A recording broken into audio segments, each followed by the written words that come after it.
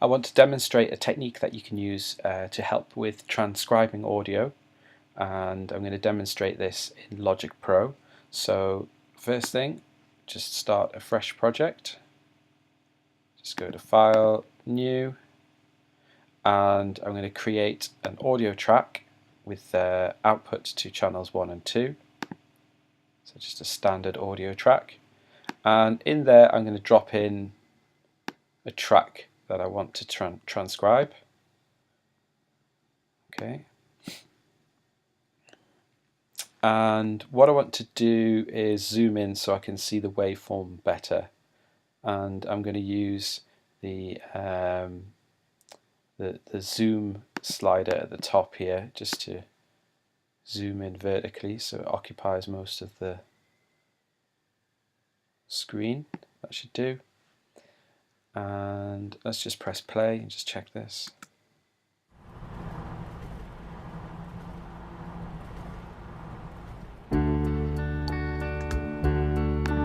Okay, so you can see that we have this bit of ambient sound at the start of this recording. I think it's the sound of traffic. Yeah, and then if you look where the playhead is now, you can see, I'm just going to zoom in a bit. Yeah, so you can see this peak in the audio just here, and that's the first note of the first bar. So what we want to do is just edit this audio so that we're just looking at a specific section.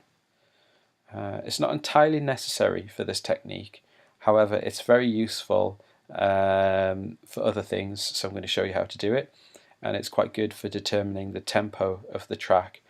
And if you were to say take a loop out of a piece of music that you wanted to then use within another piece of music or to do a remix, it's quite useful to be able to take chunks of audio, like specific chunks like a bar or 4 bars or something like this. So I'm going to show you a technique that you can use for that.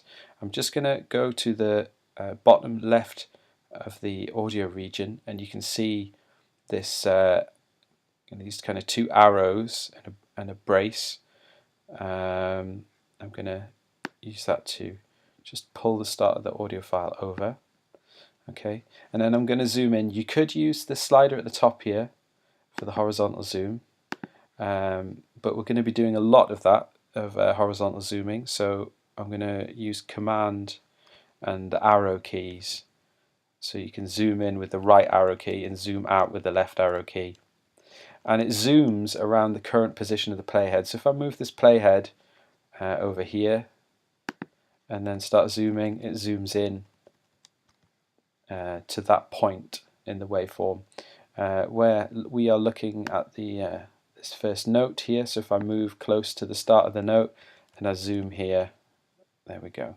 So what I'm going to do is just pull this region over, zoom in, and pull the region over a bit more, and I'm just going to move the playhead to where I believe the very start of that first note is, and pull the region over the start point, and then zoom in again.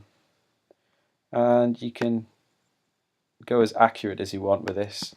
You can zoom right in until there's no longer any zoom left, and you can budge the start point right over so it's right close to the very first part of the waveform there. And then I'm going to zoom back out again, and the next thing I want to do is move the whole track right to the very start. So if I just budge it over, and I'm going to return the playhead to the very beginning by pressing the return key or the enter key. There we go. If I zoom in now, you can see there's actually a gap here, so I need to get rid of that.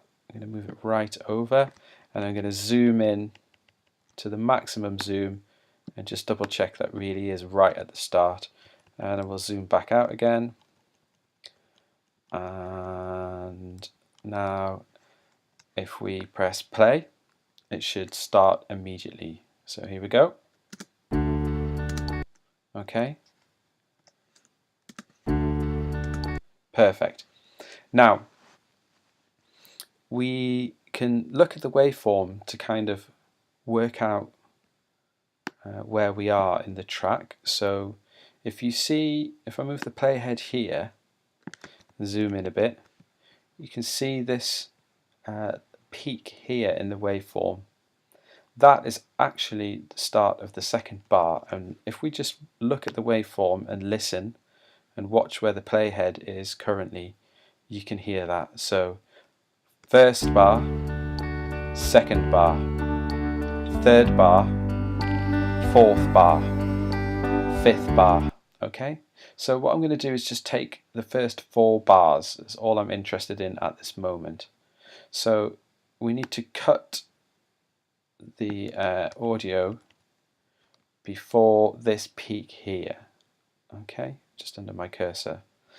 And what I'm going to do is just zoom in, move the playhead over until it's right at the start of that sound, and zoom in a bit more. And again, we can get this as accurate as we want. Something like that looks good.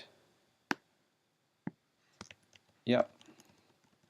And what I'm going to do is press T for tools and click on the scissors tool, and I'm actually going to cut it after the position of the playhead, just to give us a bit of room to manually move the end point. I'm going to go back to my pointer tool and delete this second region, and then I'm going to grab the bottom right, and if I pull it over and then zoom in a bit, and I'm going to keep pulling over until I get it pretty much dead on with the playhead. Yep, that's about as close as I can get. I'm going to zoom back out again.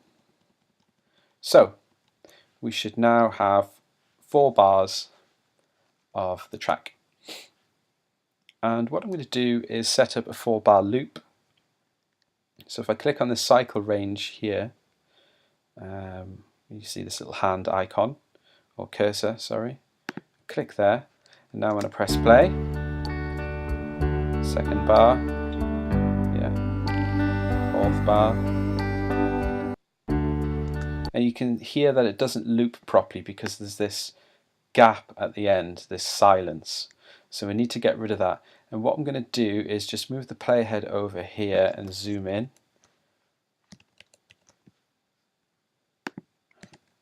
Okay. And rather than looping or stretching, see if we grab that, it actually loops it. If we grab the end of it there, what we're going to do is we're just going to change the tempo of the project, and you'll see that the length of the audio file changes relative to the kind of grid marking. So if I just put the BPM up to, if I put it up by 2 BPM, so 1, 2, 2, just watch the end of the file there. Boom, it jumps forwards. So I'm just going to click and drag until we get something resembling the actual tempo of the track. So I think it looks like the tempo is somewhere around or between 125 or 126 BPM. So I'm just going to zoom back out there. Whoops, there we go. Command and arrow keys. So let's just try 126 BPM.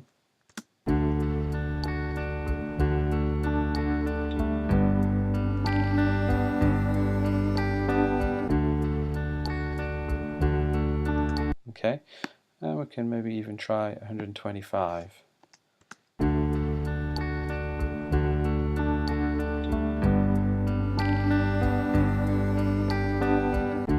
Okay, so it sounds like there's a little bit of a jump at 125, so I'm going to go with 126 BPM. That is close enough for me, and if you wanted just to, for the sake of neatness, I'm just going to actually move the end of the region to the end of the grid there.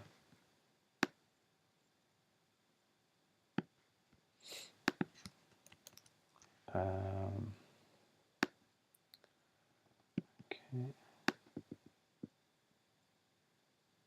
Yeah, seems to have snapped in position. Yeah.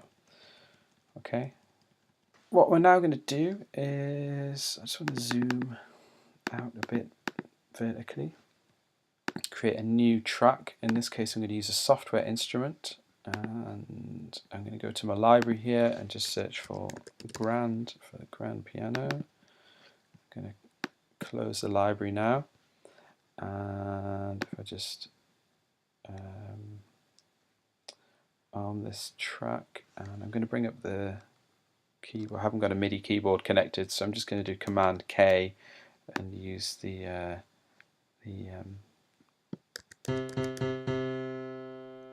QWERTY keyboard input.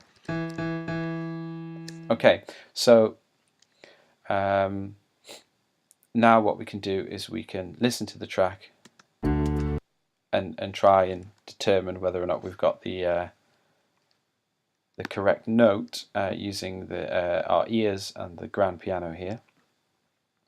But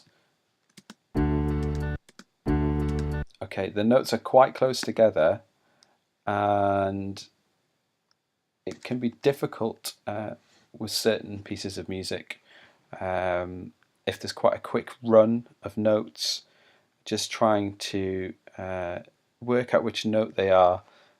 So things that you can do to help is you can change the loop region, because this is now, we now have this mapped to the we have the correct tempo, and it's kind of mapped to the grid. So if I was to select, say, just one bar,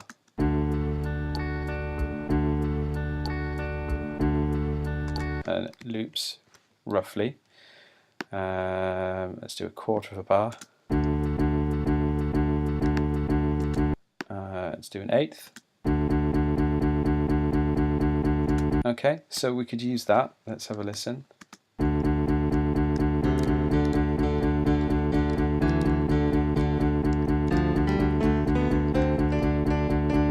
So I'm literally just going through the notes. If you can't find it, make sure you've checked the sharps and flats as well. So this technique works, I would say, 90% of the time. However, you have to be aware that music isn't always going to be in the correct pitch.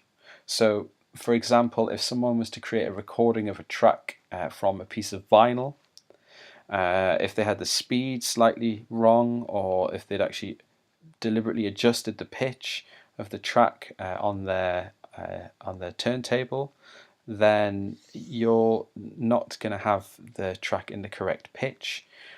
Some artists choose to record using alternate tunings and such, so you're not going to find the note for those sorts of tracks. But for 90% of the cases, particularly when it comes to modern digital music, that's if you get a digital copy of a file, a recording that hasn't been taken from tape or record, for example, for the most part it's going to be in the correct pitch, and it's likely to be in concert pitch, and you're going to be able to find the notes.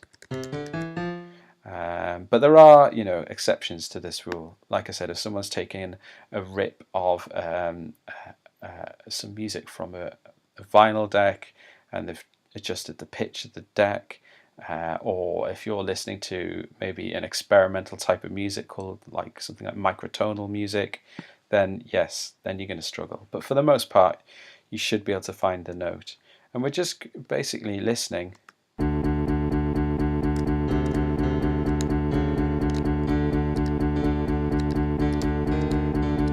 until we find a note that kind of fits.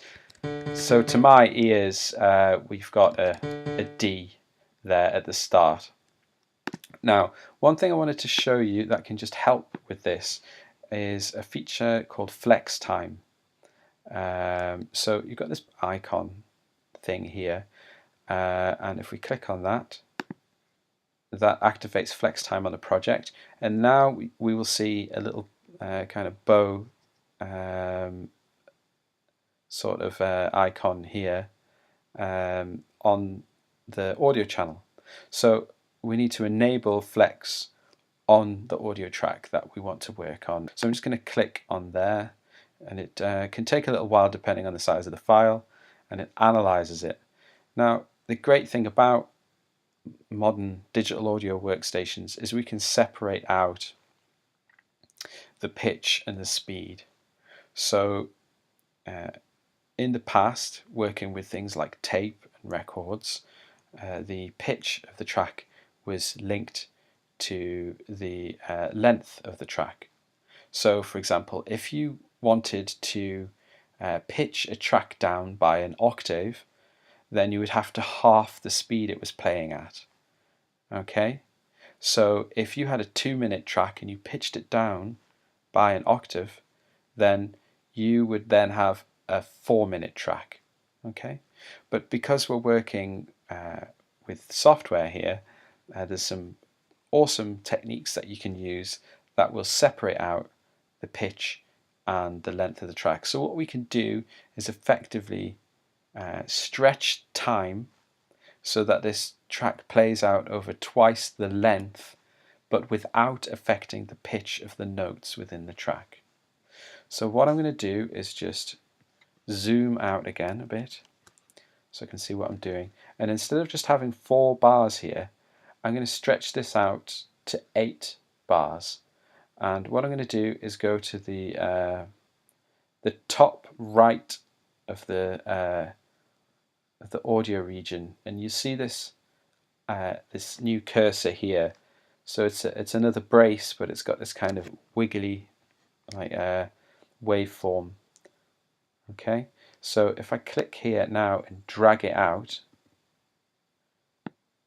no, I have to go one more. Okay, so that's now 8 bars long, and if we listen to it,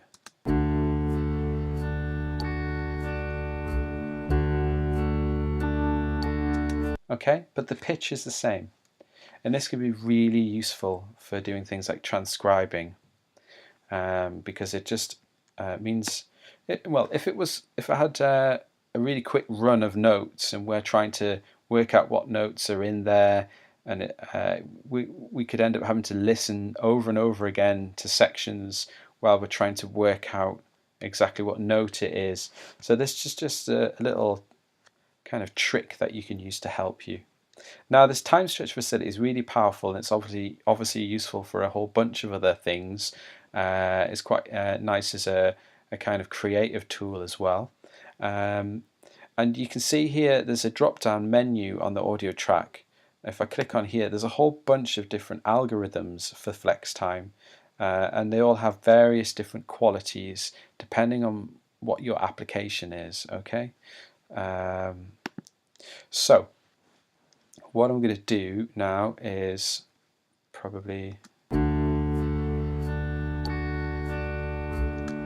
just going to take that first bar, which is now stretched to 2 bars long, and I am going to press T for tools, go to the pencil tool and create a MIDI region on the grand piano track, and I'm going to press T for tools and click on the pointer and stretch the end of this region out so that it goes so it's 2 bars long according to the grid.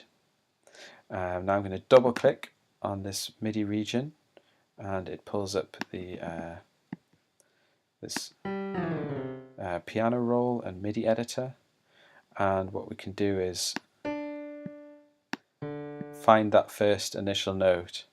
I'm going to go with possibly D2. Let's have a listen.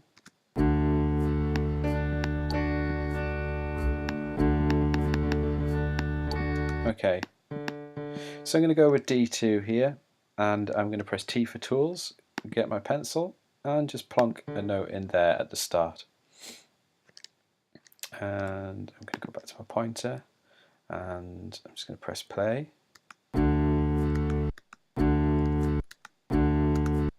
Okay, so that second note's coming in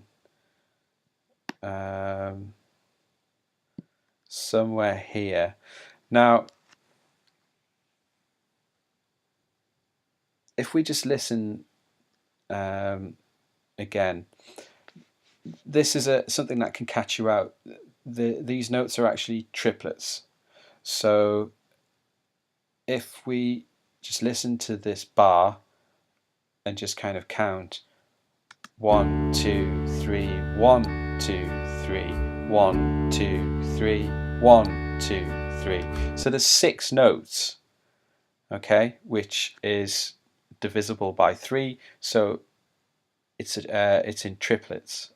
And what we're going to do is go up to this LCD at the top here and click on the left here where it says Beats and Project.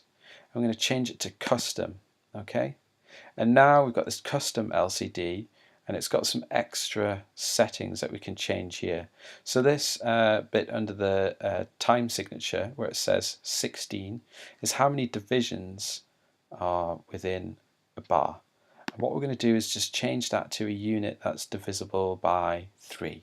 So I'm going to just move it to the next one, which is 12.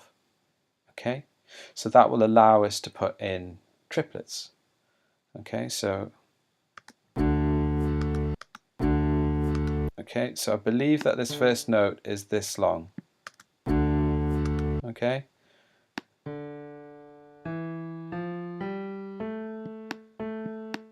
that's possibly our second note.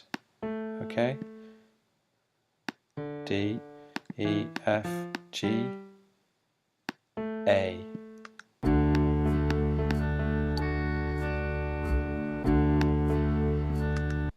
Okay, so I'm just going to pop that A in there. Okay.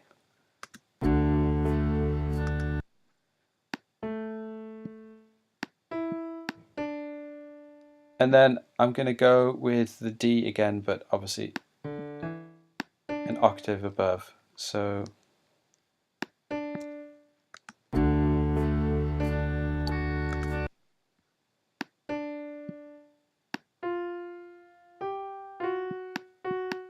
okay, remember the sharps and flats. Okay, so we can actually just loop this one region, one part of here. I'm just gonna. Can we do it from here? Yes, we can.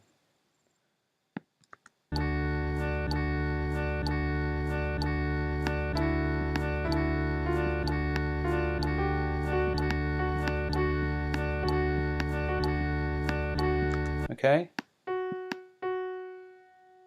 So what are we now? C, D, E, F sharp. Okay. So we've got an F sharp here.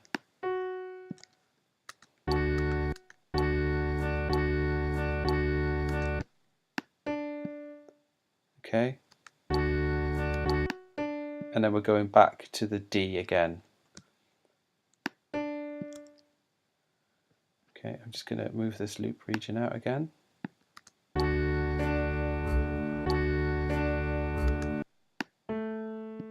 then we're going back to the A again. Okay. And if we click on the score here in the editor, we can see that we've got triplets here. Okay. So let's listen to that.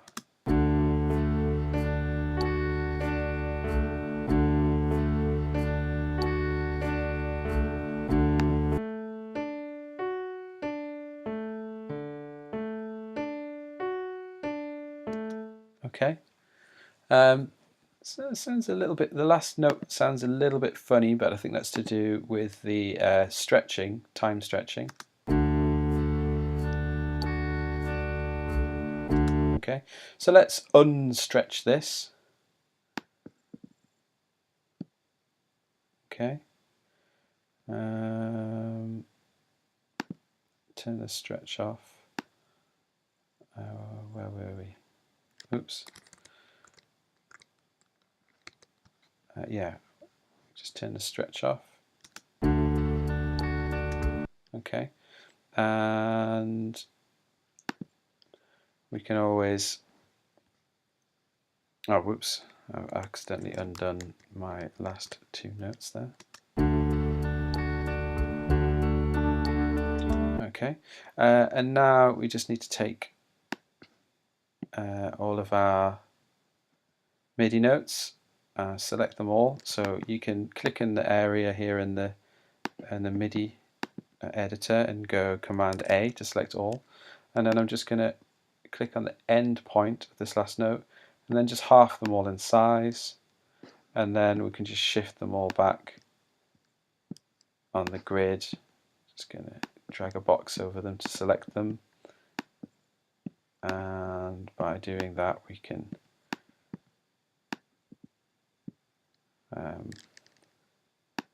squash those notes into just one bar. So that should match up now with the original. Okay.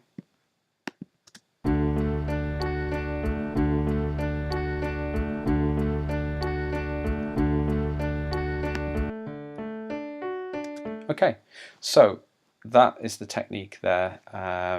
Hopefully that's useful. Thanks, bye.